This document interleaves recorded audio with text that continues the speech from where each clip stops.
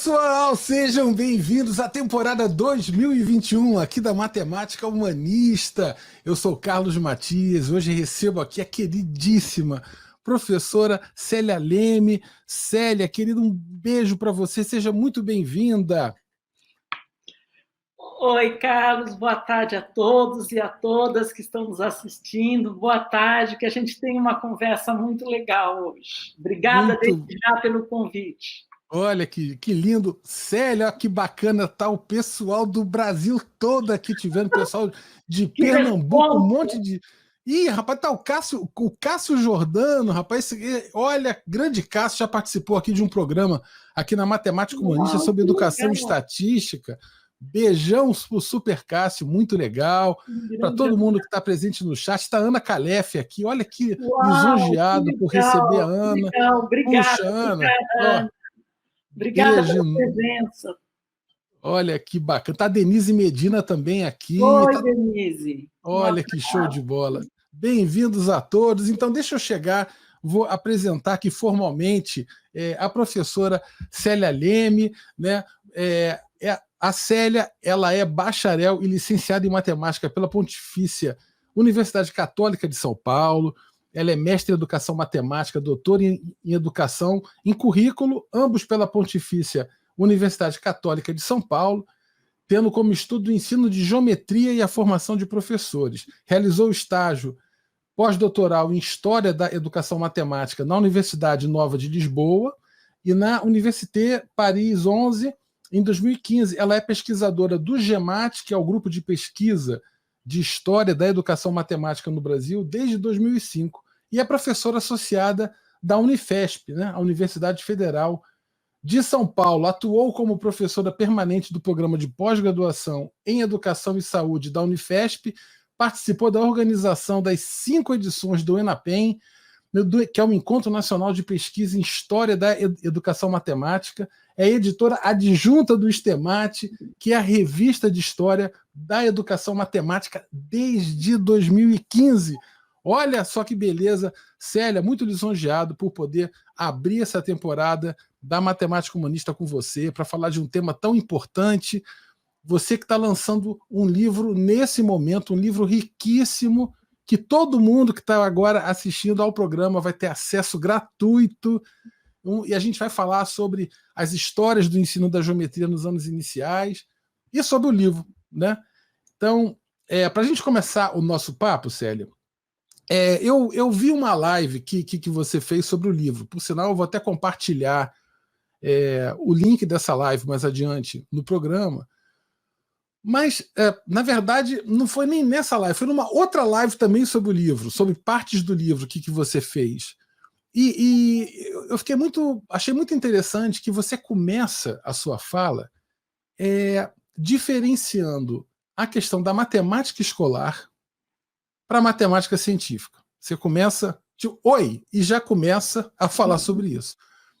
E eu achei muito importante, quer dizer, achei muito interessante, na verdade, você delimitar essa diferença logo de cara assim na sua fala, porque, na verdade, a gente vem de uma tradição que, de uma certa maneira, identifica a matemática escolar meio que um pré-requisito da matemática científica, ou a matemática científica como uma extensão, como um prolongamento da matemática escolar. E você situa como duas entidades distintas, em aspectos culturais mesmo, né? E eu achei isso muito interessante, importante destacar para todo mundo que está agora assistindo no programa. E aí eu fiquei pensando comigo, e aí tem a ver com a minha primeira pergunta para você. Quer dizer, a Célia, bacharel, licenciada em matemática, tem mais ou menos a minha idade, quer dizer, a gente fez um curso de licenciatura em matemática, que é um curso quase que 3+1, eu não sei, mas eu presumo que não tenha sido muito diferente disso, né? Até que tem muita crença no fato de que o bom professor de matemática é aquele que sabe muita matemática. Então vamos ensinar conteúdo matemático para ele, né? Essa coisa do conteúdo, essa pedagogia do conteúdo é uma coisa muito, muito forte até hoje nos cursos de licenciatura. Eu falei, caramba, como é que a Célia chegou e ela entrou no curso de matemática e ela foi parar em uma área de pesquisa, em educação, né, ensino de geometria, em séries iniciais, quer dizer que também tradicionalmente está associado a uma outra formação. Aí eu imagino que esse seu caminho, essa inquietude aí que você tem de seguir esses caminhos, essas tantos desvios, teve ocasiões, coisas importantes, algum fato, alguma situação que te mordeu, que te sensibilizou para seguir esse caminho tão rico? Bom, obrigada, Carlos, pela pergunta, pelo comentário. Quero de novo aqui agradecer a presença de todos e de todas, né? Dizer que eu estou muito feliz por estar aqui, pela oportunidade de vir falar do que eu faço, né? E como eu gosto muito do que eu faço, então é um prazer enorme poder falar, poder compartilhar, e espero que isso seja mesmo uma conversa, né? Acho que você falou tudo, né? Nós somos um pouco produto das nossas trajetórias ao longo da nossa vida. Então, eu sou da época em que, por exemplo, quando eu fiz o curso de bacharelado na PUC, eu sou bacharel porque na PUC, no momento que eu entrei, 1985, não era possível você ser licenciada sem ter antes o bacharel. Era um pré-requisito. Você podia fazer só o bacharelado, mas não havia a possibilidade de entrar somente para a licenciatura. Então, eu fiz exatamente, primeiro o diploma do bacharelado, depois um bloco de disciplinas, que me deu um segundo diploma de licencianda. Então, era neste contexto que eu me formei. Mas logo, durante a faculdade, eu já comecei a dar aulas e me apaixonei loucamente pela docência. E aí, eu tive muita sorte na vida, eu sou uma pessoa de sorte. Estar aqui é uma sorte, né, Carlos? Então, assim, eu agradeço todos os dias as sortes que eu tive. Primeiro, o ambiente da PUC. O ambiente da PUC foi maravilhoso para mim. Agora, eu vou falar um pouco, né? Acho que assim, eu fiz esse curso todo tradicional, etc. e tal, mas adivinha o que acontece no último ano do meu bacharelado? Beatriz D'Ambrosio, filha do professor Biratã, está voltando dos Estados Unidos e é convidada para dar uma disciplina optativa na PUC. E eu sou aluna desta disciplina, uma das primeiras doutoras em educação matemática do Brasil. Eu tive o privilégio de ter aula com ela. Então, assim, foi um curso maravilhoso. Acabou o curso e um grupo de alunos queria mais, queria mais. Sim. E aí, eu já estava, era o último ano, eu estava formada, eu estava indo embora, mas a gente não conseguiu ir embora. Daí nós montamos, depois de formada, um grupo de estudo da Beatriz, junto com Tânia Campos, e a gente já não tinha mais vínculo, não éramos alunos, mas a gente começou a fazer uma pesquisa. Então, eu não posso deixar de dizer que quem me apresentou a área de educação matemática foi simplesmente Beatriz D'Ambrosio. É uma oportunidade maravilhosa. Junto com Tânia, aí junto acontece a SBEM, os primeiros Enems, a gente está ali na PUC, naquele ambiente, as coisas vão acontecendo, logo na sequência eu sou convidada a ser professora, houve uma oportunidade, eu acabo me tornando professora da PUC, eu entro no mestrado, e assim as coisas vão meio que eu estava no lugar certo na hora certa, né? Certo. E aí, junto, no meu mestrado, foi o momento que a PUC fez uma ligação muito grande com a França, com a didática francesa. E o Cabri Geometry, um software extremamente de ponta, estava chegando, a PUC fez a tradução, foi a responsável pela venda. E aí, eu mergulhei no projeto do Cabri. Então, o meu mestrado e o meu doutorado foram no ensino de geometria, mas não nos anos iniciais, segura um pouco. E aí eu trabalhava com formação de professores e também tive a oportunidade de ter como professores, naquela época a gente teve um convênio com a França, então durante o mestrado eu tive aula com Vergniaud, pessoas assim, sabe, maravilhosas, isso é uma sorte muito grande, né? Sim. E aí, bom, aí foi caminhando, e aí eu fiz o doutorado e tudo mais. Depois de já doutora, eu tinha acabado, recém terminado o doutorado, Wagner já era professor da PUC, um belo dia ele me convida se eu não queria ir lá conhecer o grupo dele, etc. Eu falei, mas eu não estudei, não conheço nada de história. Não, vai lá, etc. e tal. Bom, fui. Ele estava organizando um projeto grande de cooperação internacional com Portugal, do Movimento da Matemática Moderna, e me convida para entrar. Então, assim, né, de novo eu estava no lugar, eu tinha acabado o doutorado, sabe quando você dá assim, acaba o doutorado, você dá uma... Eu estava meio arrefecida, né? Fica mole. Veio Wagner, me convidou, eu entrei, era um reinício. E daí eu comecei a estudar história. Só que foi tem o lado bonito e tem o lado também que você está sempre recomeçando. Sim. E aí o primeiro grande projeto foi o ensino de geometria, no Movimento da Matemática Moderna, e aí já depois de um tempo, eu já estava na Unifesp, o Wagner tem uma maneira de trabalhar no grupo muito interessante, foi isso que me cativou, né? Sempre com projetos grandes. E daí o GEMAT passou a trabalhar com os anos iniciais. Eu não tinha tido contato nenhum com os anos iniciais. Mas, de todo jeito, toda essa trajetória eu nunca perdi o pezinho na geometria, que foi o que sempre me encantou. Então, eu ia mudando, mas eu continuava com a geometria, né?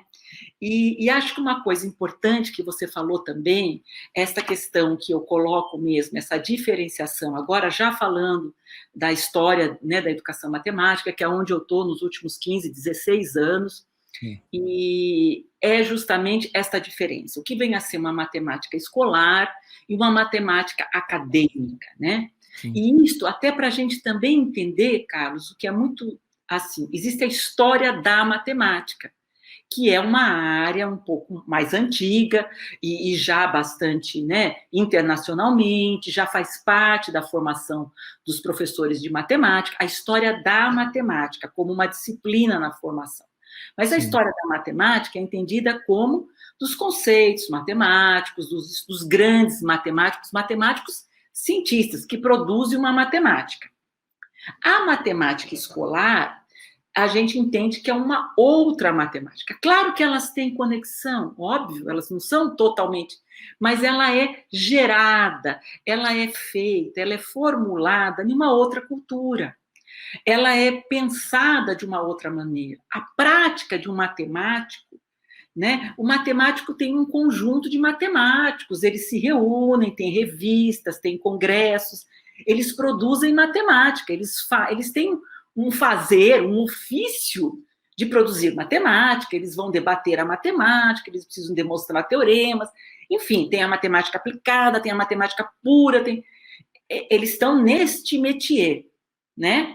E aí, um outro espaço é a matemática, a educação matemática propriamente, e a história da educação matemática. A gente pode falar que é a história da matemática escolar, que nem sempre caminha nos mesmos moldes, porque a escola tem outra dinâmica, a escola foi criada em um outro momento, as pessoas, claro que tiveram momentos, por exemplo, o movimento da matemática moderna é um momento onde os matemáticos tiveram uma grande interferência na escola, mas não é sempre assim, e a escola, por mais que os matemáticos interagem, a escola tem uma vida própria, os professores, eles têm uma outra dinâmica.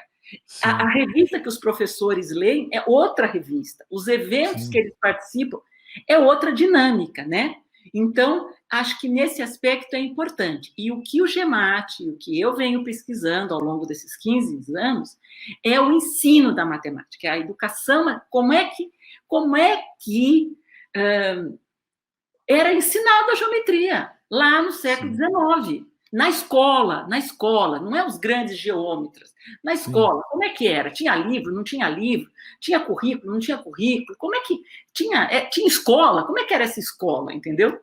Então é um pouco por aí. Acho que é importante destacar existe a relação, óbvio, porque tudo que a gente ensina de matemática tem um vínculo com a matemática acadêmica, mas não é, né, a matemática acadêmica.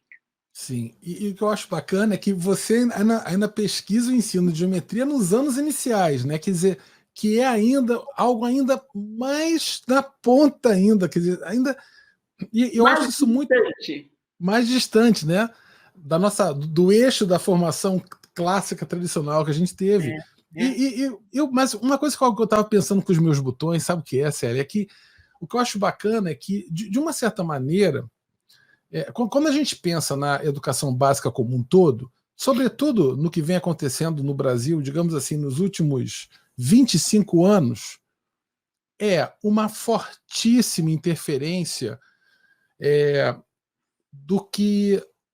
de testes em larga escala, como são fortíssimos indutores do que acontece dentro da escola, até do próprio material didático, a estrutura do material didático, né? Então, eu acho que os anos iniciais eles estão mais distantes disso um pouco. Então, eu acho que ainda há... É claro que no século XIX não tinha Saeb, né? Quer dizer, não, mas eu digo, né? Mas no futuro, quando alguém for pesquisar, eu acho que talvez seja um pouco árido essa pesquisa, talvez muito tomada por essa questão dos apostilados, dos sistemas educacionais que estão em cima da escola, né, de uma maneira quase que obsessora, né, meio que querendo possuir a escola a todo custo. Então, uma coisa que eu queria te perguntar você teve alguma dificuldade, assim, Célia, nesse momento, quando você chega nos anos iniciais, assim, a Célia, aquela, puxa vida, olhando para a questão da escola nos anos iniciais, assim, você conseguia ter um olhar de se colocar realmente dentro daquele contexto cultural distinto, ou você teve um momento ainda de, meu Deus, acho que eu estou levando coisas que podem não ser bem assim comigo, quer dizer, era algo mais dialógico, era algo, ou você conseguia até entrar naquela cultura, viver aquilo quase com uma postura mais êmica mesmo? Não, ótima sua pergunta. Você tem perguntas ótimas, Carlos. Então, acho que não só tive muita dificuldade, como ainda tenho, Carlos. Ainda tenho, né? Vou aproveitar e já vou dar um gancho aqui, um convite para vocês lerem o prefácio do livro que eu lancei, que vai ser objeto de discussão hoje. Já vou botar aqui na tela, Célia. Peraí, Célia, vou botar aqui na tela. Vai falando. Eu posso ir falando ou não? Vai falando que eu vou botar na tela. Então, o prefácio foi escrito por Wagner, né, que é um parceiro ao longo, né, de 15 anos, desde que, já disse, foi ele que me convidou para ir para lá. Então, a gente não consegue tirar as nossas marcas, né? Eu fui bacharel, né? Eu dei aula de topologia. Hoje eu sou professora de álgebra linear, cálculo, nas engenharias. Então, assim, claro que eu mudei muito minha prática, mas nós carregamos as nossas marcas. Não dá para deixar fora a história, né? Então, quando eu cheguei nos anos iniciais, primeiro que foram sempre desafios. Ir para a história já foi um grande desafio. Porque produzir história é diferente. Eu trabalhava com formação de professores. A gente teve que fazer toda uma aproximação, de ler trabalhos, metodologia, participar de eventos de historiadores da educação. Era um outro mundo. Esse foi a coisa meio árdua, porque eu tinha trabalhado tanto mestrado quanto doutorado na formação. Eu não tinha visto nada de história. E a história tem toda uma metodologia, uma maneira de produzir distinta. Então, isso foi um trabalho que foi sendo feito. E aí, depois, com os anos iniciais, até por conta de eu estar trabalhando, a minha atuação, a minha prática docente sempre foi, eu nunca dei aula para os anos iniciais. E eu fui investigar os anos iniciais. Então, é preciso reconhecer as nossas limitações, saber que a gente está entrando em uma cultura diferente. Os historiadores dizem a cultura dos anos iniciais é uma cultura escolar distinta dos outros segmentos. A primeira distinção, Carlos, é a seguinte: a gente fala professores de matemática. Quando a gente fala, eu trabalho com formação de professores, eu sou professora de matemática, o que você já sabe? Que eu sou professora do Fundamental 2 ou dos finais, né? Sim. Aí teve toda uma discussão, agora as pessoas falam, professores que ensinam matemática. Por que este que ensinam matemática? Para acolher aqueles professores dos anos iniciais, Eles não Sim. fizeram matemática, eles não são... Eles têm uma formação diferente, a escola é diferente, a dinâmica é outra, né? Eles são professores polivalentes. Então, é uma cultura diferente da do professor de matemática. E os Sim. historiadores muito, muito bem colocam. Nós trabalhamos com a história cultural. Então, não é só olhar como foi o ensino, é olhar em que cultura que ele foi moldada. Então, trabalhar na cultura dos anos iniciais é diferente da cultura do ensino secundário. Então, não só eu tive problemas, como vira e mexe, eu continuo tendo. E aí, para voltar para o livro, Wagner diz assim, que é um desafio muito grande, mas que eu sou persistente, esse eu sou mesmo, né? E que eu dei algumas escorregadinhas no livro. E as minhas escorregadinhas era justamente para eu não deixar de esquecer que eu era da matemática, entendeu? Aí, né? É isso, Que não tem figura. como, não tem como, e acho que nunca quis esconder esta, né? E acho também que tem uma coisa legal, porque assim, os historiadores da educação têm muitos trabalhos sobre os anos iniciais, sobre as metodologias, mas eles não falam nada da matemática, até porque não é a praia deles.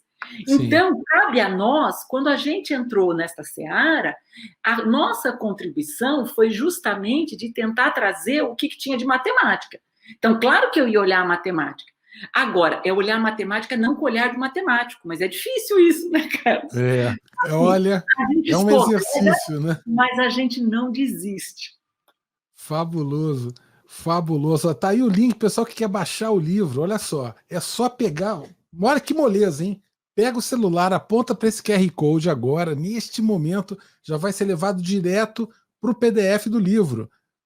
Baixa, guarda e olha, vocês vão se deliciar. A gente vai passear agora pelo livro aqui, de um modo geral. Por sinal, a Ana Calef está aqui, ó. A Ana Calef está mandando um beijo aqui para a Célia, falando aqui, Ai, olha, muito bom ver obrigada, você. Ana. Ó, a Ana também lançou um livro, agora, Célia, com o Pedrinho, com Pedro Carlos Pereira, Ah, também sobre educação matemática. E olha, eles vêm aqui na Matemática Humanista também para lançar o livro. Tá? que Então, aperta, ótimo, que olha que ótimo. bacana, vai ser lindo. Vamos divulgar esse trabalho maravilhoso da Ana também. Ó, Obrigada, Ana, pela ó, presença. olha que legal, ó. A Rogéria Gaudêncio está falando que já baixou o PDF, olha que beleza. Que legal, que legal. Ó, aqui, um beijo para a Rogéria. Então, aí, olha, Beijo. o pessoal que não conseguir escanear esse QR Code com celular, não tem problema não. Ó. Quando o vídeo tiver no YouTube, na descrição do vídeo, todos os links estarão lá. Tem vários QR Codes no programa de hoje. O link de cada um estará na descrição. Então, fiquem tranquilos, apertem os cintos, vamos nos deliciar com Célia, que a Célia, olha, tá um papo nota 10 aqui. Vou botar aqui a tela, o pessoal pode baixar. Carlos, posso fazer um agradecimento importante neste momento que estamos passando? Por favor, por favor. Acho que é preciso dar os créditos. O livro, vocês vão ver, ele foi muito bem, digamos, editado, ele tem muitas imagens, quando eu comecei a escrever, eu não tinha ideia de que ele seria um e-book, mas depois ele foi ganhando esse formato de poder estar em livre acesso, mas tudo mais. Mas desde o início ele foi pensado em ser um livro gratuito, porque quem financia este livro é o CNPq. E isso é muito importante a gente pontuar, porque nós sabemos das dificuldades que temos e que vamos ter e que estamos já tendo. Ele está no âmbito de um projeto já em andamento, um projeto aprovado, gente, em dezembro de 2018. Entendem, né? Dezembro de 2018. E então ele é gratuito e ele está todo bem cuidado por conta de um projeto do CNPq. E isso é muito importante para a gente poder divulgar, para a gente poder fazer chegar o conhecimento em todas as... Eu tive a preocupação de a linguagem do livro estar mais próxima dos professores. Tem muitos links do livro, links para artigos científicos. Aqueles mais interessados, os que têm alguma vontade de fazer uma pesquisa, podem aí sim a partir do livro, ir para os artigos científicos. E aí o artigo científico tem uma linguagem um pouco mais elaborada cientificamente. Mas eu busquei, não sei se consegui, né, Carlos? Mas eu busquei Sim. fazer uma linguagem, tem muitas figuras, para poder falar com professores, e professores dos anos iniciais, professores que não são de matemática, mas que querem conhecer um pouco, sabe? Contar história mesmo, né? Sim, Sem deixar de tomar o cuidado para aqueles que querem fazer a pesquisa. sim, Tá? Célia, esse livro, eu falei brincando aqui, que aqui em casa, que o livro é tridimensional, exatamente nisso. Eu falei tridimensional, porque você tem apontamentos de links, como você está falando, para todo lugar. E assim, e muitos desses apontamentos, justamente, queridos, e aí eu vou compartilhar outro link, é para esse repositório do GEMAT aí. A maioria dos links do livro, a Célia estava me falando há pouco, que eles chegam no repositório do GEMAT. Né, Célia? Se você quiser falar um pouco sobre esse repositório, o pessoal que quiser conhecer, é uma fonte de pesquisa que eu diria que é inesgotável. É inesgotável.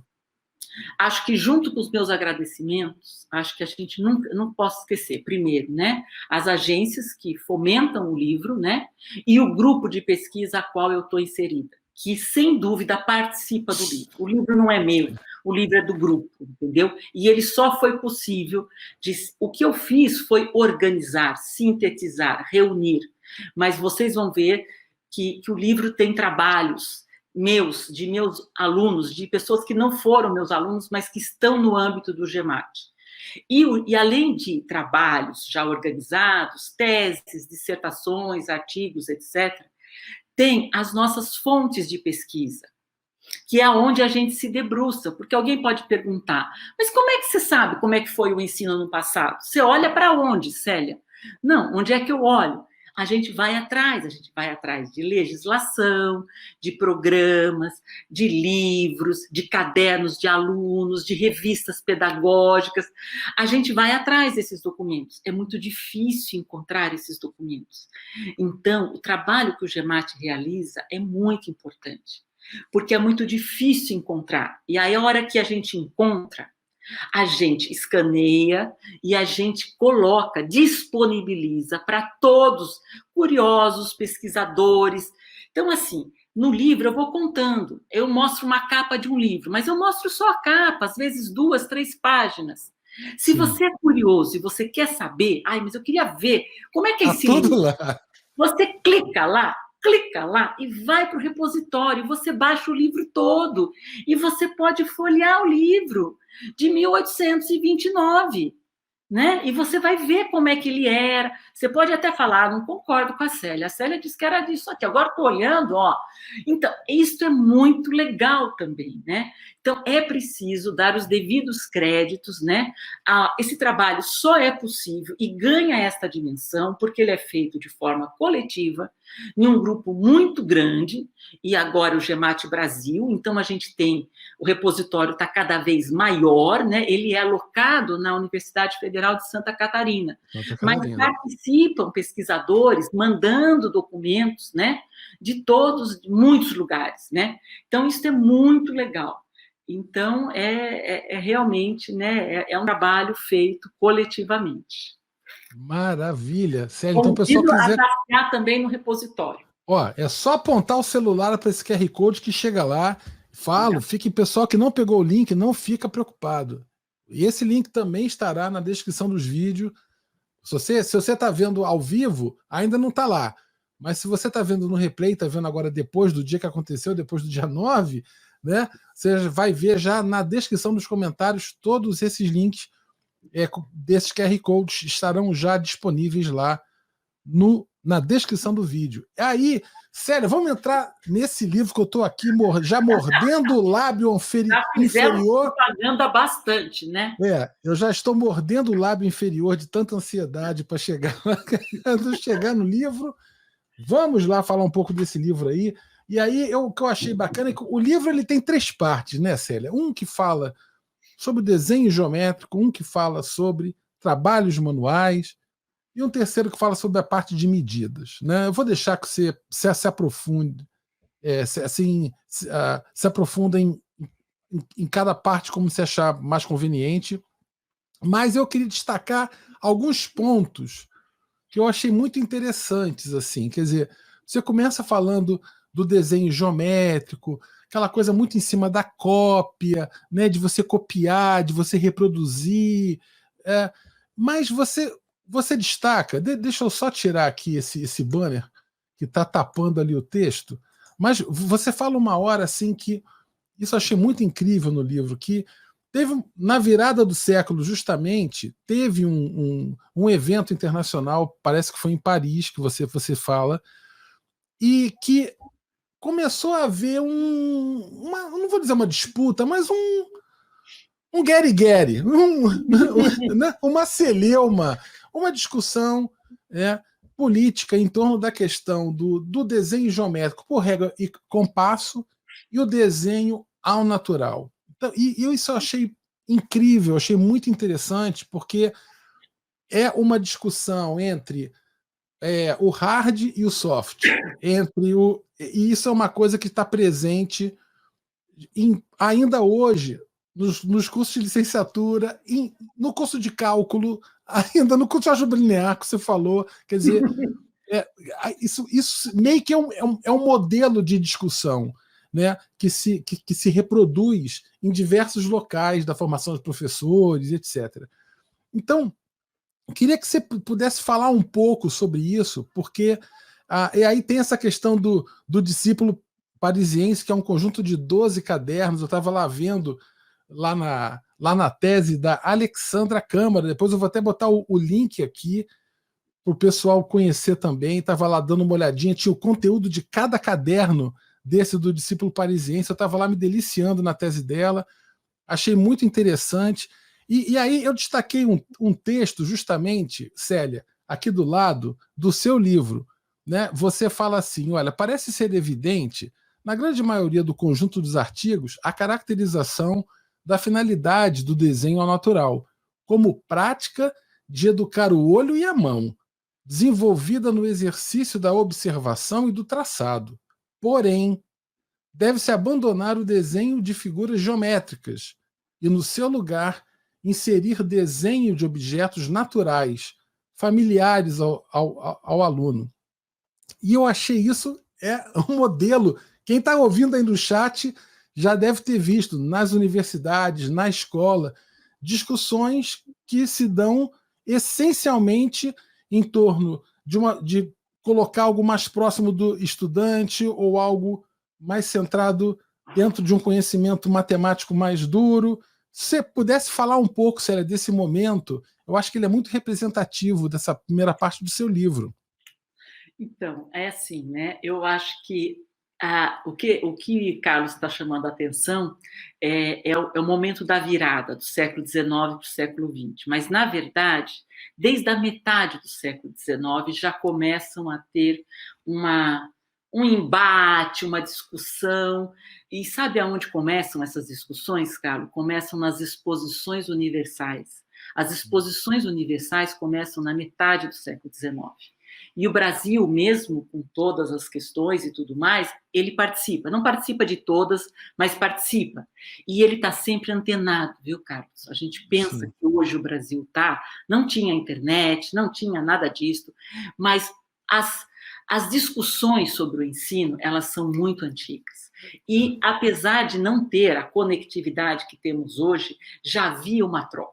Um dos espaços muito ricos foram as exposições.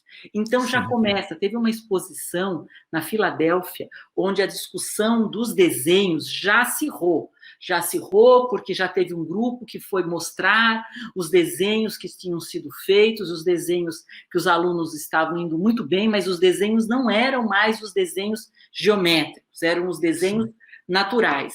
E daí assim, não, mas a gente não vai, a criança precisa virar um artista? Não é para ser artista, tem que aprender a desenhar. Aí tinha uma polêmica do desenho como um grande associado para a escrita, para a caligrafia. Vejam, nós estamos no século XIX, né? Então tem todo um trabalho com a caligrafia e o desenho tem muitos papéis neste momento. Mas aí, nesta virada, o que acontece? O primeiro Congresso Internacional de Desenho acontece em 1900, em Paris. E lá já está configurado 2 blocos. O bloco dos artistas, defendendo o desenho ao natural, como uma metodologia, que ele deveria vir antes da escrita. E o grupo dos outros, um pouco mais, né, conservadores, dizendo da importância do desenho geométrico com régua e compasso, que tinha também as suas finalidades, a importância do desenho correto e etc. Bom, e aí você começa a ver esse debate. Aí, a grande sacada é que isso acontece em 1900. Em 1901, uma revista pedagógica de São Paulo descreve exatamente o debate do evento.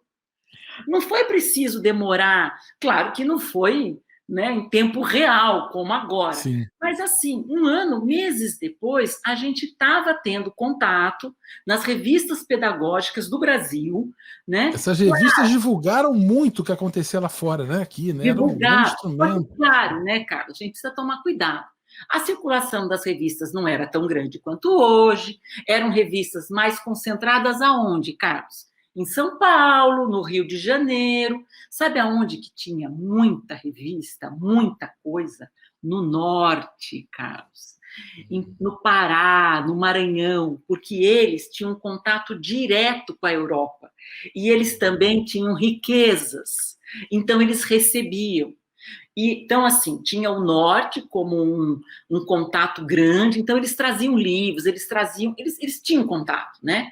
E depois tinha 2 grandes polos, o Rio, que era, né, a capital federal, e São Paulo, por causa do café. São Paulo era um estado rico do café. Então, São Paulo tem dinheiro e tudo mais, e aí vai, e também tem um contato com os Estados Unidos. Então, quer dizer, começa essa discussão, né? E aí tem lá, e vai ter, e aí logo, no comecinho do século, você já começa a ver no Brasil, nos programas dos chamados grupos escolares, desenho ao natural. Aparece no programa, desenho ao natural. E aí, esses cadernos que o Carlos fala, é uma coleção de 12 cadernos que a Alexandra Câmara não foi minha orientanda, mas ela participou do GEMAT, ela defendeu a tese na PUC do Paraná, eu fui da banca dela, e a gente vem fazendo muitas parcerias juntas, né? Porque ela também trabalhou com a história do ensino de geometria no Paraná, e vocês vão ver depois, ela analisa na tese dela muitas fotografias, e esse discípulo parisiense é uma coleção que ela encontrou lá no sebo, né? São 12 cadernos, e certamente circulou pelo Paraná. Não sei se circulou em mais lugares, mas era um caderno de desenho ao natural. Então, e aí você percebe que tinha os objetos, mas tinha também a geometria. A geometria não sai de vez, entendeu? Tinha lá os barquinhos, como o caderno, mostra ali. Então, assim, olha lá. Isso daí é um caderno de um aluno da década de 40, também lá do Paraná. Foi a Alexandra que encontrou também esse caderno, né? E ele tem aí, olha, todas as... Ele conjuga, né? Os triângulos, os quadriláteros e tudo mais, né? Mas ele vai para os objetos, né? Então, isto é uma discussão que toma conta por muito tempo, né? E a gente pode dizer que no Brasil acabou que, assim, existia uma disciplina chamada desenho. Então, essa disciplina começou a ganhar mais a cara do natural. E a régua e o compasso foi indo para a geometria, foi indo para a disciplina que também não era muito igual, mas por aí.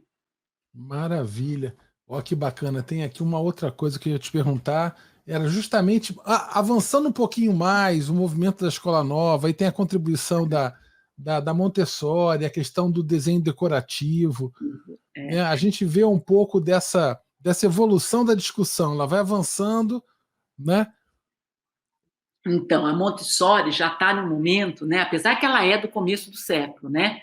E ela vai ganhando espaço, mas o livro dela mesmo é de 30 e pouco, eu não sei, acho que é 34, se eu não estou enganada, mas enfim, é o auge do movimento da Escola Nova. E o movimento da Sim. Escola Nova, para além de valorizar o aluno, de valorizar as questões intuitivas, tem muito aspecto do interesse. O aluno não é só o intuitivo, ele tem que estar interessado, ele tem que ter, tem que ser bonito, tem que ser agradável, né? Ele precisa gostar do que ele está fazendo, né? Então, ela vai trabalhar muito essas questões, ela volta à questão, ela defende o desenho com as figuras geométricas, mas ela põe nas figuras geométricas uma arte, né?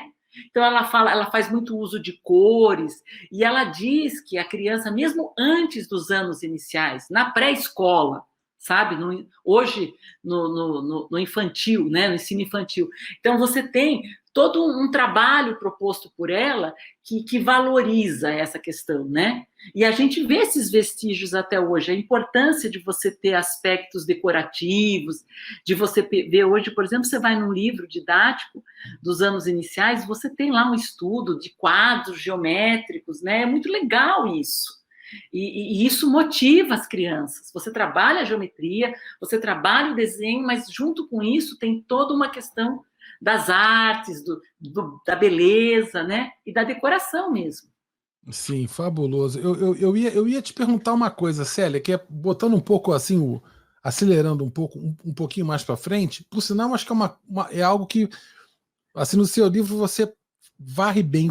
Esse final do século XIX até metade do século XX, e na matemática moderna, você tinha me dito que vocês estão ainda, assim, vão fazer algo dedicado para esse período, não é isso? Um aprofundamento Na verdade, dessas pesquisas. a gente teve um projeto grande do movimento da matemática moderna, que foi quando eu entrei no grupo. 4 anos com Portugal, inclusive Denise Medina, que está aí, a tese da Denise é do movimento da matemática moderna.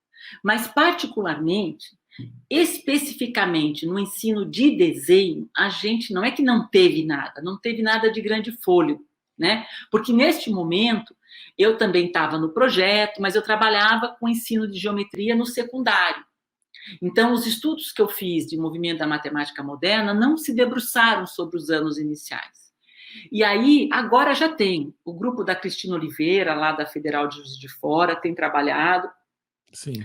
Mas como este livro, eu tentei reunir uma série de projetos que eu já tinha elaborado e que vinham já consolidado para ter uma representação que não é final. Isso é importante, né, Carlos? Porque a gente nunca termina. Mas eram projetos um pouco mais elaborados, com teses, com anos de trabalho. Então, o movimento da matemática moderna, eu pouco falo neste livro. Eu cito alguns trabalhos, tem lacunas enormes, né? Mas eu não desenvolvo muito, porque os projetos que eu reuni, eles se debruçaram mais até o final da Escola Nova, que aí dá o gancho para o movimento da matemática moderna. Mas tem trabalhos, né? E agora, eu é que não consegui ter uma caracterização mais organizada da geometria nos anos iniciais. Sim. Eu ia te perguntar uma coisa, quer dizer, na verdade, na primeira metade do século XX, o desenho geométrico ele está ali forte, firme e forte na primeira metade. E na segunda metade começa um declínio, ele vai derretendo. Uma pergunta, ainda que você não tenha abordado mais diretamente a questão da matemática moderna, só uma curiosidade minha mesmo. Você acredita, Célia, que o movimento da matemática moderna contribuiu ou acelerou esse arrefecimento, esse derretimento do desenho geométrico nos anos iniciais, por exemplo? Acho que sim, Carlos, acho que sim. E vou te dizer mais, acho que ele começa com esta coisa da escola nova, esta coisa do interesse, porque quando a gente fala que ele estava forte, eu falo que ele estava forte porque ele estava nos programas, ele estava em manuais que circulavam muito, os best-sellers estavam com ele, né? Mas já tinha um ou outro manual diferente, já dando... Porque assim, como é que era feito? Era receita, né, Carlos? Sim. A receita de bolo para o aluno copiar. E olha, Carlos, mesmo que seja, a gente não pode falar que estava em todos os lugares, Mas é preciso dizer, tem provas do segundo ano escolar de 1890 e pouco, 97, no interior de São Paulo, onde na prova do aluno do segundo ano escolar manda construir com régua e compasso o triângulo equilátero. Então, assim, eu não estou querendo dizer que todas as escolas tinham, mas existem evidências de que chegava na escola. E nas normas eu posso falar para você com tranquilidade que a grande maioria, não é a totalidade, a gente nunca fala em totalidades, mas a grande maioria dos estados, porque nessa época também, Carlos, não tinha parâmetros curriculares nacionais, não, nem base, não, era cada estado tinha o seu programa. Então, para a gente estudar fica difícil, né, Carlos? Porque você fala assim, tinha isso, tinha onde, meu filho? Tinha onde? Em que estado? Você olhou em todos? Não, a gente não olhou em todos, mas eu posso dizer agora que grande parte dos estados acabaram colocando nos programas, uns mais cedo, outros mais tarde, régua e compasso, régua e compasso. Se realmente estava sendo feito, é uma outra história, a gente sabe disso, né, cara? Não é porque está no programa que aconteceu. Mas o que eu posso dizer é que, assim, tinha uma orientação forte, quando eu falo que estava forte, porque tinha nas recomendações, nos programas de muitos estados, esta recomendação. Daí, quando começa a escola nova, já vai, porque daí tinha que ter interesse. Que interesse você tem em ficar decorando construções? Fica difícil, né, Carlos? Tem interesse em decorar a construção. Daí começa. Aí, com o movimento, acho que daí ajuda mais ainda, porque daí o movimento tem as estruturas topológicas, está em jogo uma outra linguagem, aí começam outras questões, entendeu? Aberto, fechado, é mais importante do que ficar construindo com régua e compasso, né? As noções pertence, não pertence, aparecem outras prioridades, e o desenho vai. Aí talvez ele vá migrando mais para o secundário, entendeu? Não é que ele desaparece totalmente, mas desses primeiros anos ele vai realmente desaparecendo. Não tem mais nas normativas, né, a orientação do desenho geométrico.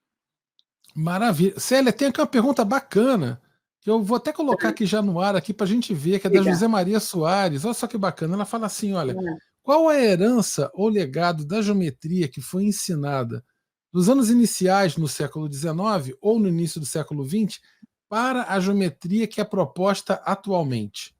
A pergunta da José Maria. Muito legal, José Maria, muito legal. Obrigada pela sua pergunta. Então, eu acho que uma das heranças é esta questão do intuitivo, depois a gente vai falar também da questão dos trabalhos manuais, da importância de não trabalhar os conceitos intuitivamente, que é bem distante da matemática acadêmica, entendeu, Carlos? É uma coisa intuitiva, né?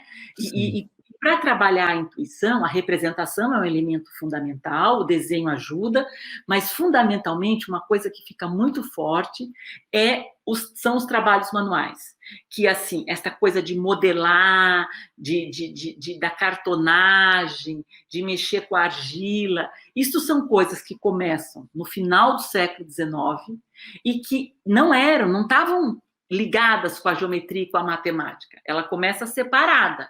Mas ao longo do tempo ela vai e acho que hoje também, não estou dizendo que todo mundo faça, mas hoje é uma coisa muito natural. A gente vê um livro, a gente vê atividades para crianças, né, onde elas fazem cartonagem, onde elas fazem dobradura, essas coisas foram incorporadas, são heranças, mas que não nasceram na geometria. E aí a gente dá o gancho para o segundo capítulo, né? É isso aí, já chega já. Obrigado ao José Maria pela pergunta. A parte de trabalhos manuais, que é a segunda parte do livro, né? Eu achei muito interessante e achei incrível, quer dizer, a riqueza, Célia, de discussões que esse tipo de análise pode permear. Sabe, hoje na formação de professores, por exemplo, eu acho que esse é um livro indispensável na formação de professores hoje, verdadeiramente.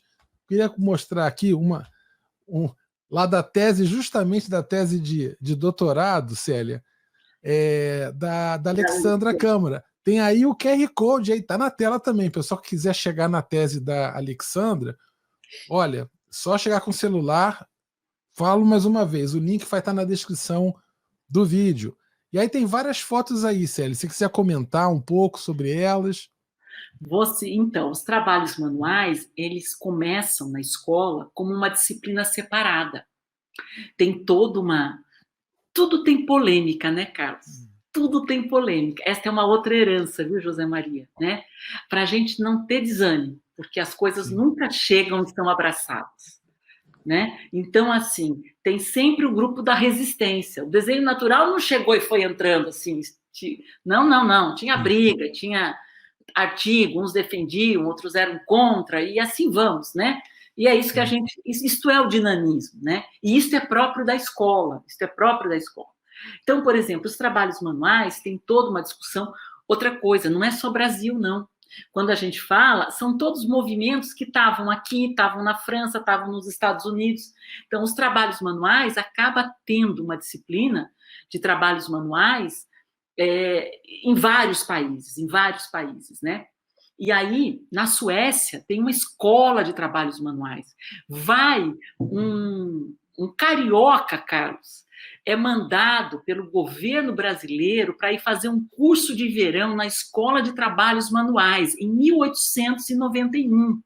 O meu aluno, Gabriel Conceição, ele estuda o relatório deste professor, que vai lá, e junto neste curso tem gente do mundo inteiro fazendo curso de trabalhos manuais. Tem toda uma discussão, vocês vão ver aí nas fotos, entre trabalhos manuais para meninos e trabalhos manuais para meninas. Né? Preciso também dizer da tese da Cláudia Frisarini. Então, isso que é importante, porque o livro, gente, ele é fruto desse trabalho coletivo. Eu jamais conseguiria elaborar, eu fiz uma síntese, mas são todos orientações de mestrado, doutorado, enfim, que vão juntando para a gente poder compor essa história que hoje se apresenta, né? Então, o que acontece com os trabalhos manuais? Eles eram propostos separadamente, mas no começo eles eram bem separados, eles não tinham, assim, a proposta, no Brasil, pelo menos, né, de ser uma metodologia, de ajudar no ensino da matemática ou da geometria. Foi preciso esperar um pouco. É mais quando chega a escola nova, mais na década de 20, de 30, aí realmente, aí você começa a ver artigos e livros falando assim, não tem que ter uma disciplina de trabalhos manuais. Os trabalhos manuais têm que estar em todas as disciplinas. E isso, Carlos, é de novo uma cultura dos anos iniciais. Os anos iniciais, eles não são disciplinares. Aquela coisa da disciplina, né, que a gente tem na academia, que a gente tem no secundário, nos anos iniciais é tudo junto e tudo misturado, entendeu, Carlos? Sim. E aí tem as matérias, mas o professor é o mesmo, e sei lá se ele dá separada a aula, ou se ele dá tudo. Então, aí começa a discutir.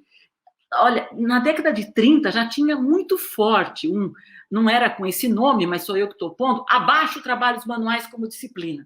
Mas ele não abaixa, não. Sabe quando é que ele some? Só na década de 50, de 60. Né? Então, mas as coisas demoram, mas elas acontecem, Carlos. Elas acontecem. Né? Então, assim, e aí ela desaparece, ela vira artes. Você falou um pouco, né, Carlos? Você fez trabalhos manuais, mas numa disciplina que já não chamava mais trabalhos manuais. Era arte. Toda essa parte de trabalho com madeira, nossa, eu fiz isso no meu, justamente nos meus anos iniciais, na minha escola, era quase que tinha serra. Serra mesmo, aquela máquina. Falei, uma criança de 10 anos mexendo numa serra. Era uma coisa assim. Tinha tudo para virar um filme de terror, né? Mas uma loucura, né? Imagina uma turma com 20 garotos de 10 anos, 9 anos, 11 anos, brincando com uma serra, né? Era uma loucura. E aí a gente fazia Os trabalhos eram muito em cima disso, em cima de molde, em cima de reprodução. Aquilo que você falou sobre o segundo ano, que o pessoal tinha que fazer a construção com régua e compasso do triângulo equilátero, eu acho que eu fiz isso também, sabe? A minha escola aqui no Rio, ela era muito tradicional nesses termos, né?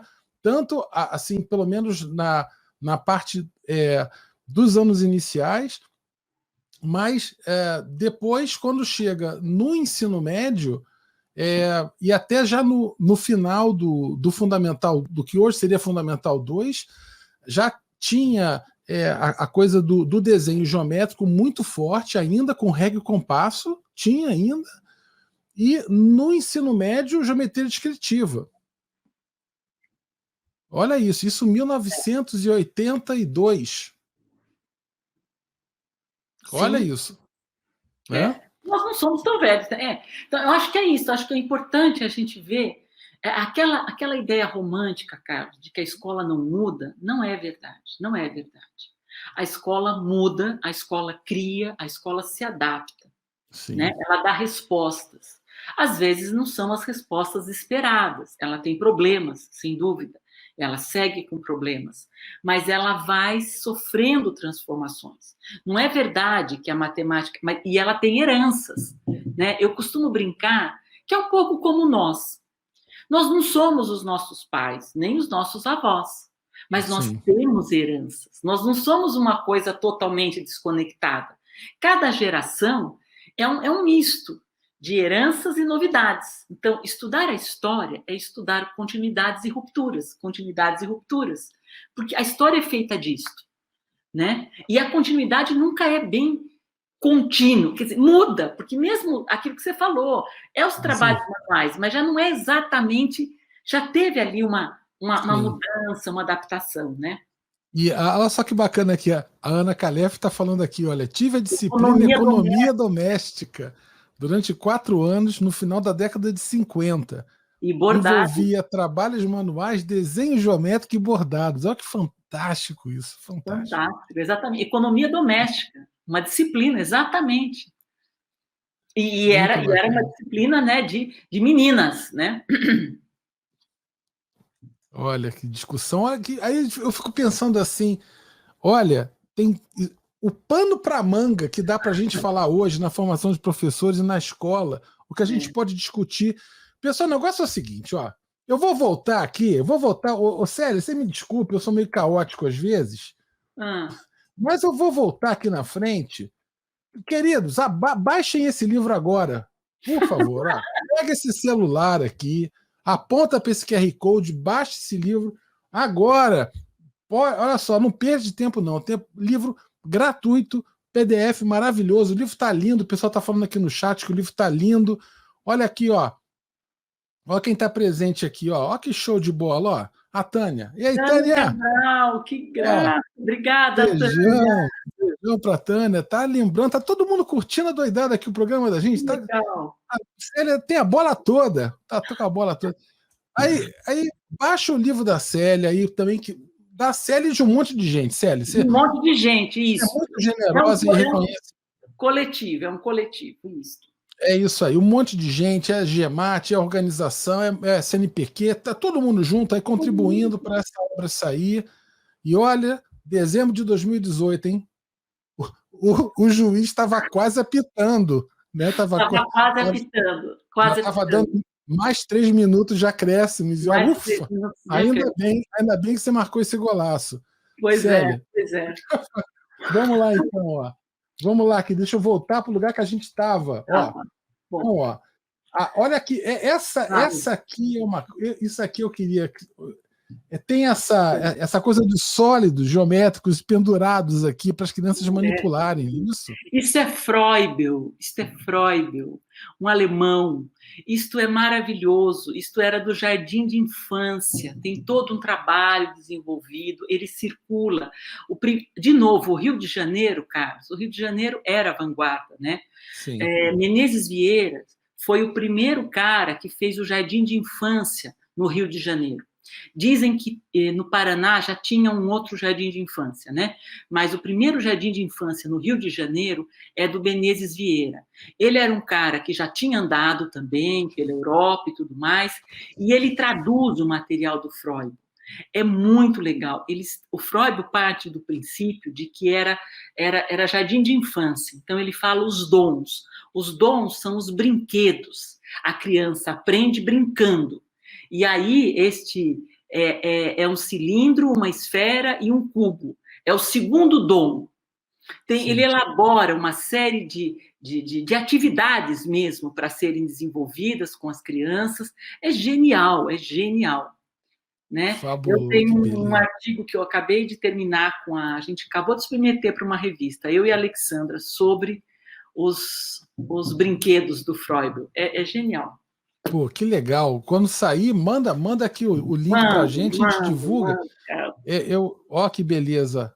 Muito bom, muito bom. Ó, sabe quem está aqui no chat também? Tá a Lucília Bechara aí no chat também. Ai, Um beijão. Lucília, grande abraço, Beijão. querida. Pô, Grande Lucília, abraço, Lucília, Lucília. eu amo de paixão. Fico doido, fico doido.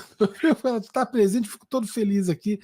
Beijão, Lucília. Bom demais te ver presente aí. Vou colocar aqui, vamos lá. Olha, aí vai para a terceira parte. Aí a gente começa a chegar para a parte de medidas.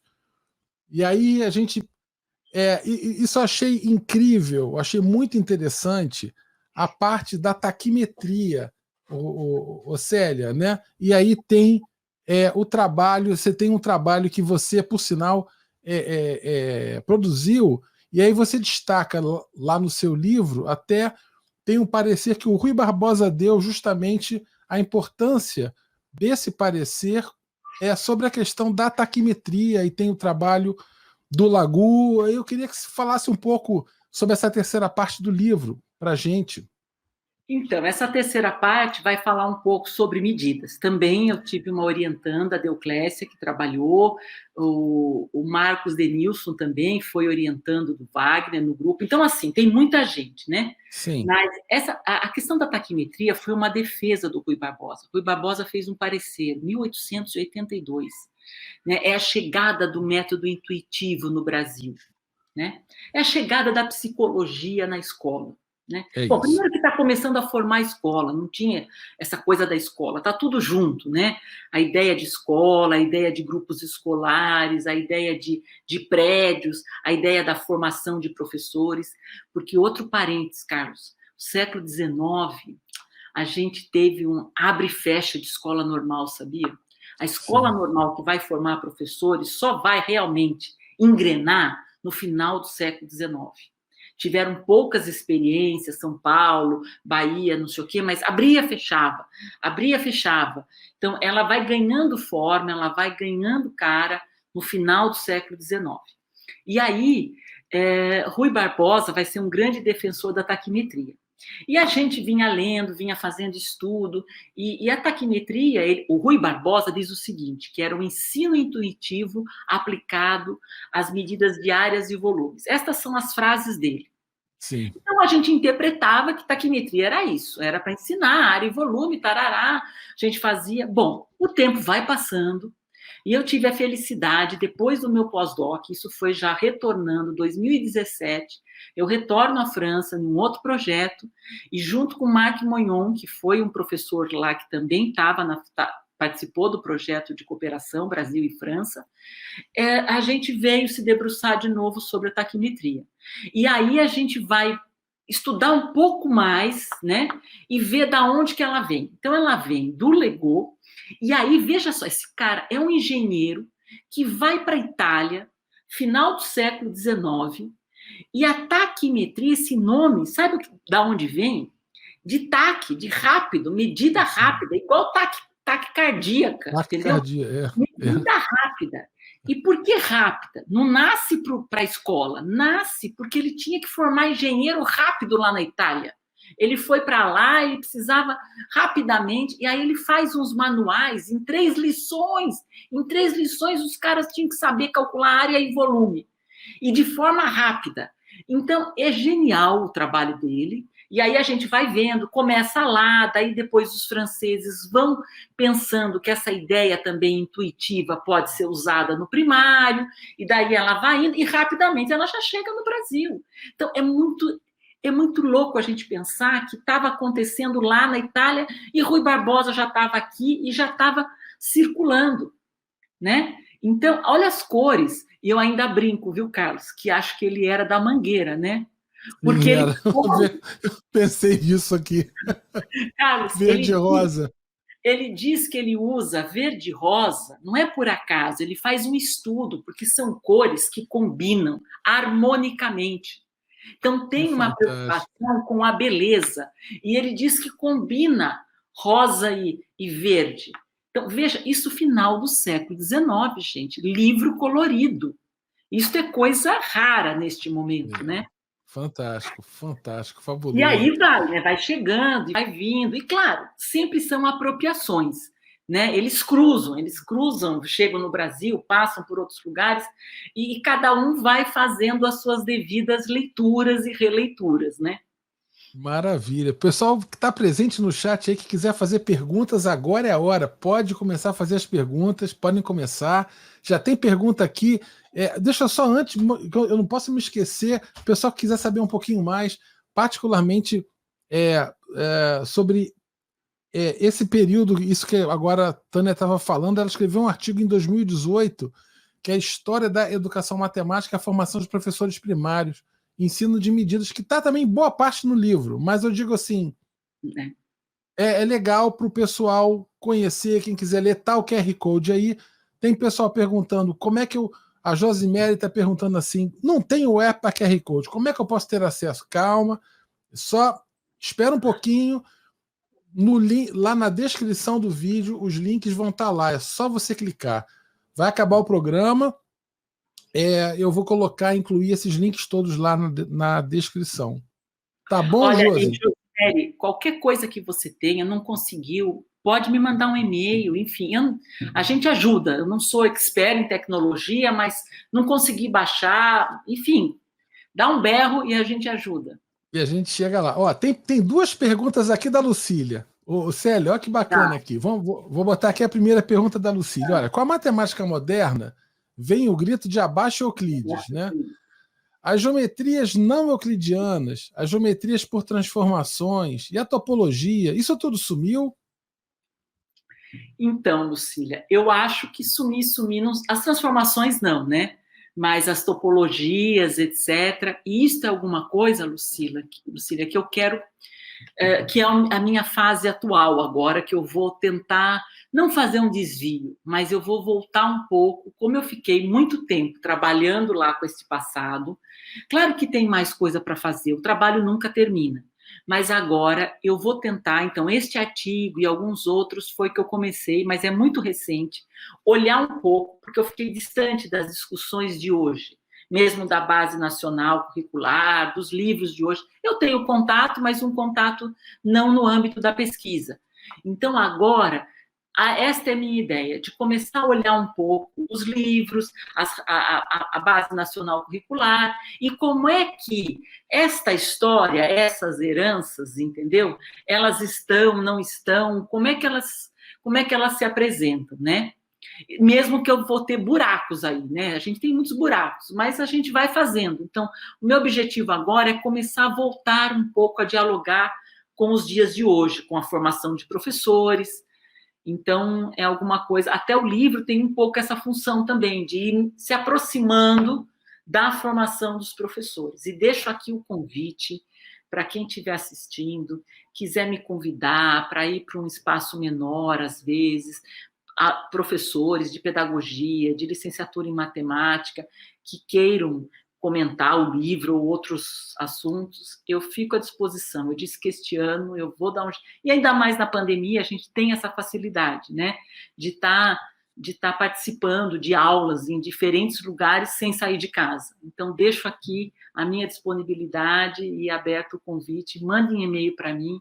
Eu, com muito gosto, vou poder ir falar um pouco destas coisas nos diferentes cursos. Olha que show de bola. Maravilhosa, Célia, maravilhosa. Outra pergunta da Lucília, vou botar aqui na tela. Você que deu aulas de topologia, não lhe parece importante projetos de topologia no mundo de hoje? Eu acho, Lucília, eu acho. Acho que sim. Acho que a gente tem, quer dizer, né? Acho que todos esses, o movimento da matemática moderna, ele foi riquíssimo, né? Eu acho que a questão é, muitas vezes, este é um problema das vagas, das ondas, né? Claro que todo projeto, todo movimento, ele tem ótimas intenções. E ele nunca é possível você colocá-lo em prática da maneira como ele foi idealizado, né? A prática, a adaptação tem que sofrer mudanças, né? E aí, muitas vezes, acaba tendo uma avaliação também equivocada.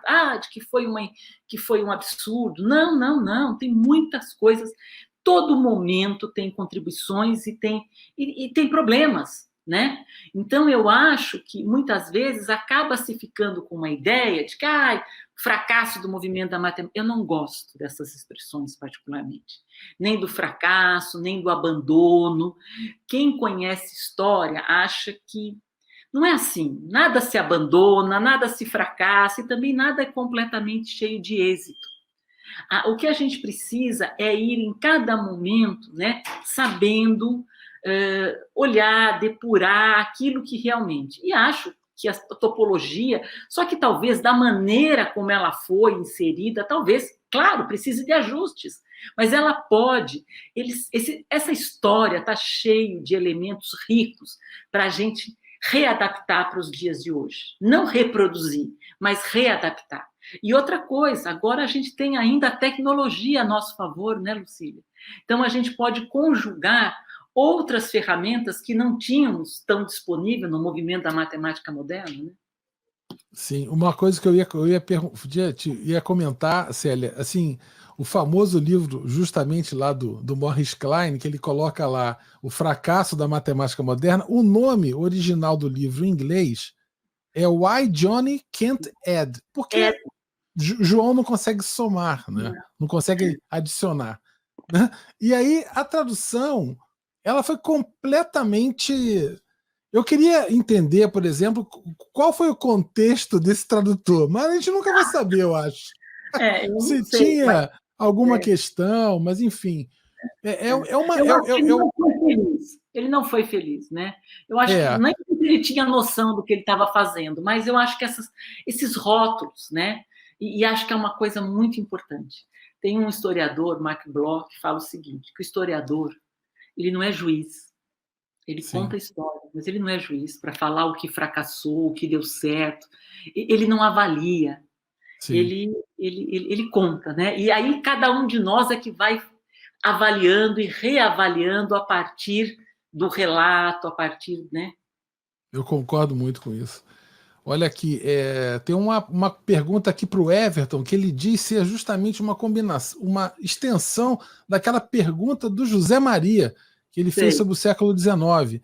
Ele ficou com uma dúvida: como era o ensino da matemática e geometria nos locais onde se ensinavam matemática? Nos locais onde se Eu acho que ele está se referindo, talvez, não necessariamente nos anos iniciais, talvez, ou algo em algum momento em que já havia um apontamento disciplinar, talvez. Não sei, porque assim, nos anos iniciais, guardando as devidas proporções, que não era um único programa para todo o Brasil, mas em muitos lugares tinha, né, uma matéria. Tinha lugar que chamava de disciplina, tinha lugar que chamava de matéria de ensino. A matéria de aritmética, a matéria de geometria, né? Não tinha a matéria de álgebra nos anos iniciais. Algumas escolas normais já tinham, tá? E tem agora uns estudos recentes também no GEMAT, acabou de ter uma defesa no final do ano passado de uma tese que investiga o ensino da álgebra na formação de professores, né? Mas, enfim, então era desta maneira, né? E também, no secundário, também era separado. A disciplina matemática, ela é da década de 30, Everton, né? Tem um livro do Wagner que fala o nascimento da matemática no ginásio, né? Porque antes era tudo separadinho. Aí que nasce, na década de 30, no secundário, e também, nem precisa dizer, né, Carlos, com uma briga enorme, né? Tudo tem briga. Tinha aqueles Sim. que eram a favor que tivesse a matemática e aqueles, os catedráticos do Pedro II, Carlos, eles Sim. achavam um absurdo. Que negócio é esse? Eu sou professor catedrático da álgebra, eu sou da geometria, que vai chamar tudo de... Então, assim, Sim. isso é muito interessante da gente observar que as mudanças, os processos, e esses processos são próprios do ensino, esses processos não estão postos na academia. Na academia está tudo muito claro. A álgebra tem os algebristas, né? Tem os encontros dos algebristas e tudo mais, tem os geômetras, está tudo ok. Nós estamos falando de uma outra seara, onde as coisas funcionam de uma maneira diferente, né? Então, os entraves, as polêmicas, são distintas, né? Maravilha. Tem um comentário bacana, que foi um elogio aqui da Ana Maria Aquino. Está falando assim, ó, esse livro mostra o quanto a matemática é maker. Olha que legal. Excelente legal. Material. Um livro inspirador. Acredito ser útil também para ensino fundamental 2, até para ensino médio. Sem dúvida, Show de... Ana Maria, sem dúvida, eu acho mesmo, porque assim, ele conta a história, mas muitas coisas hoje se deslocaram, né? E eu acho que é importante a gente ter esta visão. Maravilha, show de bola, Célia. Vou colocar aqui mais perguntas. Pessoal, pode fazer pergunta aí no chat. Eu queria perguntar para a Célia, a gente já apontando já para o final do programa, já está chegando já na hora da gente encerrar. Então, o pessoal que tiver últimas perguntas, Célia, posso pedir fazer um merchan no meio do nosso programa? Vou fazer um merchan rapidinho aqui. O merchan é o seguinte, queridos, está começando hoje, né? Hoje é a estreia da temporada 2021 da Matemática Humanista ao vivo. E aí eu vou receber no dia 25 de fevereiro, vou pedir licença aqui para a Célia, porque vai aparecer uma imagem aqui, vai tapar a gente. Com licença, querida, que é a professora Tânia Cabral. Olha que bacana, ela estava no chat ainda há pouco aí falando com a gente. Muito legal. A gente vai falar sobre metodologias ativas e EAD no contexto da pandemia. Tânia, craque, vem trabalhando com isso já há um tempo, feríssima, é um assunto super atual, acho que vai ajudar um monte de professor que está preocupado, que está angustiado, eu acho que vai ser um papo esclarecedor. Aí depois, no dia 16 de março, eu vou receber a professora Janete Bolite. A gente vai falar sobre matemática, cognição e corporeidade. Olha que legal. A gente vai falar sobre uma área de pesquisa muito interessante e que se chama cognição corporificada. Isso é um trabalho muito interessante que envolve linguagem, que envolve metáfora, que envolve corporeidade, gestos. Olha, é matemática humanista na veia. O pessoal não pode perder esse encontro com Janete, vai ser uma delícia. E no dia 19 de março eu vou receber meu querido mestre, o professor Eduardo Sebastiani Ferreira, né, um feríssima, grande educador matemático, um gigante que trabalha com etnomatemática e uma referência como o mestre Biratã também. A gente vai falar sobre a história do professor Sebastiani, sobre a contribuição dele. Vai ser um evento muito emocionante, com convidados especiais para render homenagem, pagar um tributo à contribuição desse educador matemático gigantesco. Então, pessoal, olha, não percam, inscrevam-se aí no canal da Matemática Humanista, dá um like aí, tem que dar like, se não dá like, o YouTube acha que a gente não tá com nada, e aí tem que dar like, é uma carência eletrônica aí, tem que dar um like. Ótimo, cara. Senão o algoritmo acha que a gente não tá com nada, é uma loucura isso daí. Célia, então, para a gente acabar o nosso papo, eu queria perguntar o seguinte para você. Assim, sempre quando a gente conversa com alguém que trabalha com história, tem que fazer uma pergunta, porque parece que todo historiador, a gente quando conversa, a gente acha que ele consegue prever o futuro. Então, o que você espera que aconteça no futuro, baseado no seu estudo de história? No estudo do passado, ele acha que a gente vai saber o que vai acontecer no futuro, né? Mas o que eu digo para você é o seguinte, o que eu queria te perguntar.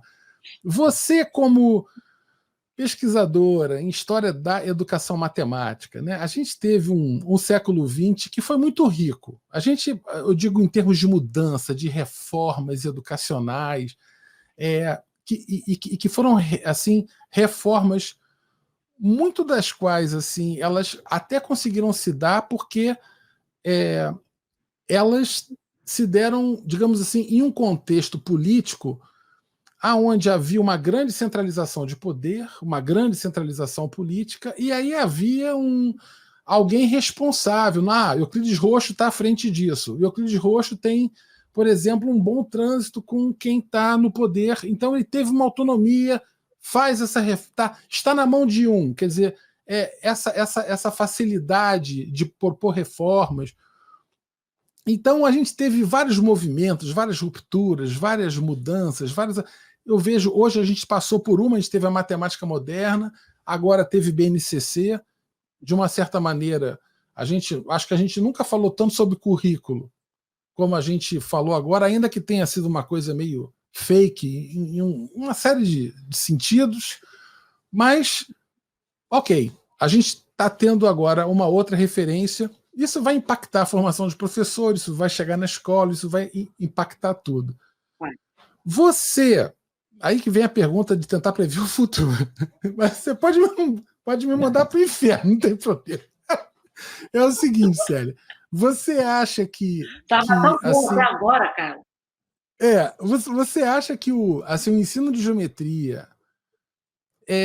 a gente vai ter muito sobre o que falar sobre esses últimos 30 anos, assim, quando você olha os últimos 30 anos que a gente viveu, vamos colocar de 1990 até agora, você acha que a gente vai ter muito para falar sobre o ensino de geometria para além das tecnologias? Quer dizer, algo além, ok, teve o Cabri, hoje tem o GeoGebra, você até fala lá no seu livro, você dá quase acabando o livro, você fala um pouco sobre isso, mas você acha que há algo mais robusto nesses últimos 30 anos? Como você vê esse desenvolvimento da base? Porque a gente teve, por exemplo, com os PCNs, lá em 2000, a gente teve uma separação. Olha, geometria vem para cá, medidas vêm para cá, espaciforma e grandezas e medidas.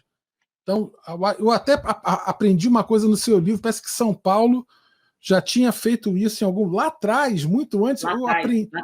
Formas, achei não era espaço, formas. Formas. Chamado formas. Olha que barato. Eu achei maravilhoso isso. Eu não sabia disso, né? E assim, mas você vê que o que aconteceu agora com a base mudou muito. Você acha que tem um viés de mudança? Como é que está essa derivada aí? Se a gente pudesse ver esse nosso momento instantâneo agora, você acha que é promissor em termos de mudança para o futuro? O que você acha?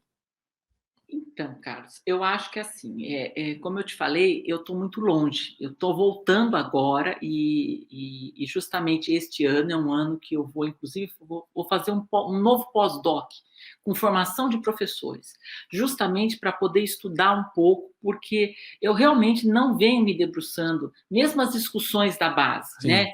Sim. Era sempre assim, meio que de longe. Como eu não atuo nesse segmento, né? Mas, de todo jeito, eu acho que assim, tem um quadro muito preocupante. Não dá para a gente dizer que não é só da base, que é um contexto mais amplo, né? A gente teve aí, pegando o seu exemplo, dos PCNs para frente, porque 1990 estava logo após os PCNs, né? A gente teve uma expansão muito grande do ensino, né? Em vários aspectos, inclusive na formação de professores, né? A gente tem aí nos últimos anos, mais recentemente, já no século XXI, uma expansão enorme na licenciatura de matemática, nos institutos federais, nas universidades federais, que era uma demanda muito grande. A gente sabe que a formação estava e ainda está muito fortemente vinculada às universidades privadas, que tem uma dinâmica e um modelo de formação não tão adequado, não tão interessante como das universidades públicas, enfim. E acho que este é um desafio que está posto. Eu acho que a gente caminhou, a gente sempre caminha. Se a gente olhar, a gente sempre caminha na ampliação, etc. Agora, na qualificação é um desafio enorme. A qualificação é um desafio tanto para os alunos quanto para os professores. A área de educação matemática ela cresceu muito, o número de programas, o número de revistas, o número de mestres, de doutores, isso tudo veio trazer muita contribuição. Mas eu acho que ainda a gente não teve os impactos desejados. Teve impacto? Claro que teve, né? E infelizmente, depois de dezembro de 2018 para cá, né? Sim. A gente está em um quadro que tá, né? A derivada agora mudou, né? Mudou.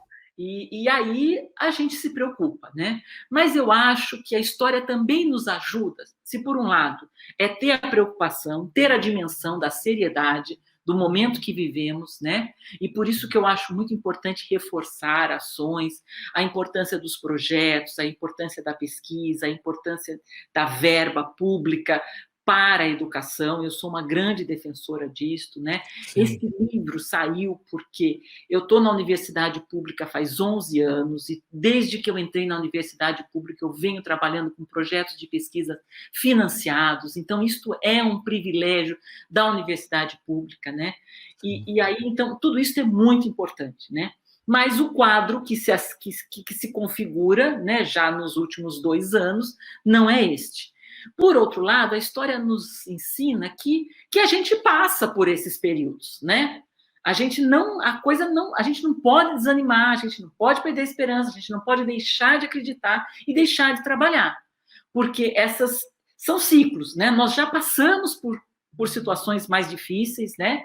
E nós superamos, né? Então é preciso é preciso não desanimar, né? Mas ter a devida cautela. Agora, se eu tivesse a bolinha de cristal... Aí, olha... Aí... É. Eu acho que ano que vem vai ser um ano muito importante, né? O que quer que aconteça no ano que vem, vamos ver como as coisas vão.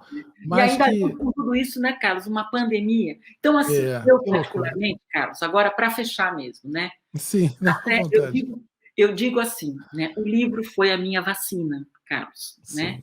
E cada um busca, né? Não somos iguais, ainda bem, né? Então, para mim, o que me alimenta? O que me faz não cair na depressão, não cair no desânimo? É o trabalho, né? Então, eu precisava me alimentar. Então, eu tinha previsto escrever esse livro, mas eu nunca imaginei que ele ia terminar o ano passado. Mas como eu fiquei confinada, então ele terminou, né? E eu gostei muito. Eu tenho um amigo português que diz assim: você gostou de escrever e do que escreveu? Eu falei, pois é, eu gostei dos dois, do ato de escrever e do resultado do que foi escrito. Então, isso é muito legal, né? Então, assim, e veja, então, a pandemia me possibilitou produzir isto. Ela tem, meu Deus, é uma tristeza só, mas para a gente poder se alimentar, levantar todo dia e ter fé que as coisas vão melhorar, a gente tem que buscar algumas coisas boas, né? Estar aqui com você, por exemplo, o Carlos me contou um pouco, que também foi um pouco baseado nesta coisa de mudança de governo, pandemia, que esses espaços ganharam vida, gente, ganharam vida. Então, assim, essas são as coisas boas, né? E a gente tem que aproveitar isso. Eu estou aqui hoje por conta de toda essa situação.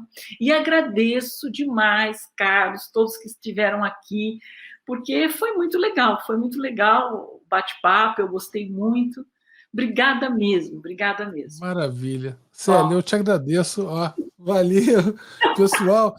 Ó, obrigado, Célia. Estou muito emocionado de recebê-la aqui nesse início. Na verdade, eu falo, esse canal aqui foi o meu livro, foi a minha vacina, vem sendo a minha. Cada um foi buscando sua vacina, né? Vem sendo a minha vacina, e para mim é um espaço em que eu cultivo verdadeiramente construir espaço para pessoas como você, para pessoas como o Biratã, para pessoas como Lucília, que despejam amor e envolvimento com o que fazem e despejam generosidade. E, para mim, poder dar um canal para amplificar isso de alguma maneira me faz muito feliz mesmo, verdadeiramente. Né? Tá todo mundo aqui no chat emocionado também, agradecendo. Tá a Rosilda mandando um beijo muito. Tá todo mundo. Muito A obrigada. Raquel Pestana está falando que, olha, que adorou, que a pandemia foi a Pois pandemia é. que fez ela. Então, ó, já Isso. vai, já. Ana, vai agora o super livro também da Célia aí, pessoal do Gemate, todo mundo lá. Célia, querida, olha, a gente chegou no fim Sucesso do. para a sua temporada, viu? Vou tentar ficar mais perto, mas outra coisa boa, mesmo que a gente não esteja ao vivo, a gente pode escutar a hora que a gente quiser, a gente pode ver, rever. Olha que coisa boa. É lindo, Né? maravilhoso, certamente, Célia. Obrigado, querida. Tá, pessoal, obrigado, Célia. Um beijo para você desse tamanho, beijo infinito. Grande, fiquem bem, Ó, cuidem-se. muito obrigado, pessoal do chat. Um abraço a todos. Muito obrigado pela presença. Começou 2021. A Matemática Humanista está na área, pessoal. Um beijão e até a próxima. Um abraço para vocês. Tchau. Valeu. Tchau. Valeu.